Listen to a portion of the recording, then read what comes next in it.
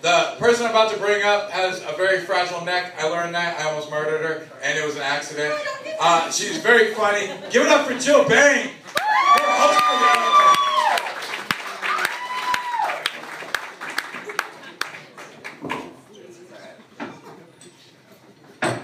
Hello, hidden house. Hi, How are you doing? Hey, I'm Jill Baine, and I'm your host for tonight. We have a lot of funny comedians. They have such fun lives. Everything's fun, fucking fun. Stand-up comedians have a higher divorce rate than your average civilian. I don't actually know if that's true, did not verify that, but like yo mama says, it's because I told you so. I was not a stand-up comedian when I got divorced. No. If you asked him why we got divorced, he'd probably say, oh, she's crazy. Oh shit, Sherlock, I'm a fucking woman. But if you would like the true version, my ex had a hankering for ATM. I was down with that ATM. Like, he would withdraw all my cash, claim it as his own, and then blow his wad on his side whore. So, now I date much more respectable men.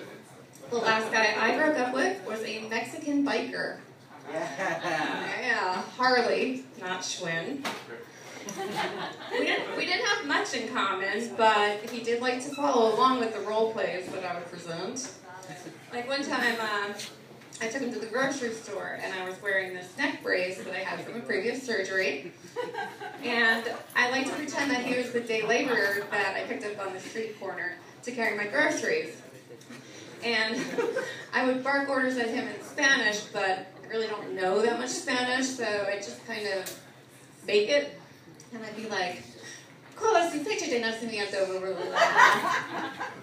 And he'd laugh and flash that sexy smile and silver grill. He wasn't the typical kind of guy that I date. I usually go for licensed medical professionals or other high-powered corporate types. They have a lot to lose. They had to get background investigations to get their jobs, and they tend to be statistically less rapey. I find Middle Eastern men attractive. I know that's not a popular thing to say. I'm not talking turban. I don't get all hot and bothered by old footage of Osama bin Laden in his cave. And like, terrorism to me is more than just a pet peeve.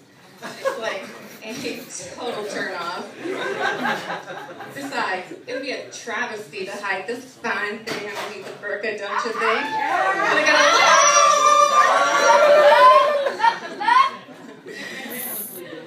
So I did date an Indian guy for a little while. I'll tell you. Hold on. No, like Red Bull from Circle K, not Sitting Bull from the Res. I knew I couldn't marry him, though, because his culture would require that I take his last name. And I just couldn't see myself as Jill, Babu Diachina, Kimaboda, Biviliotin, Obabaditendatin, Chahan, Baine. Plus, I don't like curry, Slurpees, or being set on fire while I sleep. I've also dated a redneck. He was cool, but every now and then he'd have this big outburst with racially charged language. But it's not like he was burning crosses on anybody's yard in particular. He was an equal opportunity racist. I got over him by getting underneath a Puerto Rican. And of course I've had black guys. Notice me and try to pick me up. But what always kills it for me is that my immediate thought is, oh shit, I've gained weight. And I always come to the urge to like find the closest mirror and like check out my ass. It's like, fuck, I gotta do it up with the Jenny Craig Weight Watchers Slim Fast Atkins diet pronto. But now I'm in love. I've got a great man. I think he's the one. fucking-tastic sex, man. Oh, what's that? Okay. Usually I'm on medical marijuana at the time, and no, I won't be your best friend. But, you know, like Rob mentioned, I do have a neck injury, and it's from doing Zumba. Yeah, Zumba, lame. Everybody always asks me, "Oh, Jill, are you sure it's not from sucking too much dick?" I'm like, yeah, I'm sure. But either story makes me look like a pussy. So when I am out of weed, we've had to modify all different kinds of positions. Missionary requires one of those orange head immobilizers that I borrowed from an ambulance. Yeah, sexy. So he must feel like he's having virgin honeymoon sex with the neon bride of Frankenstein. Reverse cowgirl has become more like My Little Pony kid's birthday party bonanza. Yeah. And we just call blowjobs Zumba. It ain't gonna happen that night. But, you know, my man has had some issues too. Like, one time we were going to town and he let out a new yelp of ecstasy, and I'm like, yeah, tell mama how good it is. And he goes, massive leg cramp. And so, what can I do? I looked back and I said, you need more potassium, more bananas. And he said, oh, I'll give you my banana, baby.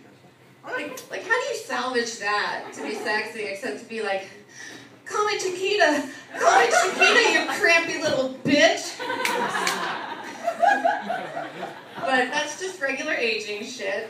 I lapse into full cripple status sometimes.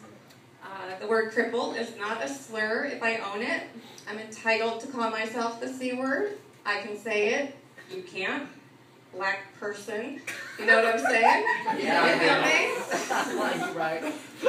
So anyway, if you guys find yourself like the 51 to 100% of the comedians tonight on the verge of divorce, don't worry. Do what I did. Grieve, self-medicate, and find yourself in the pants of many, many other horny singles. Thank you. So, your first comic of the evening needs no introduction because he told me he did not want one. Please welcome Andy oh shit.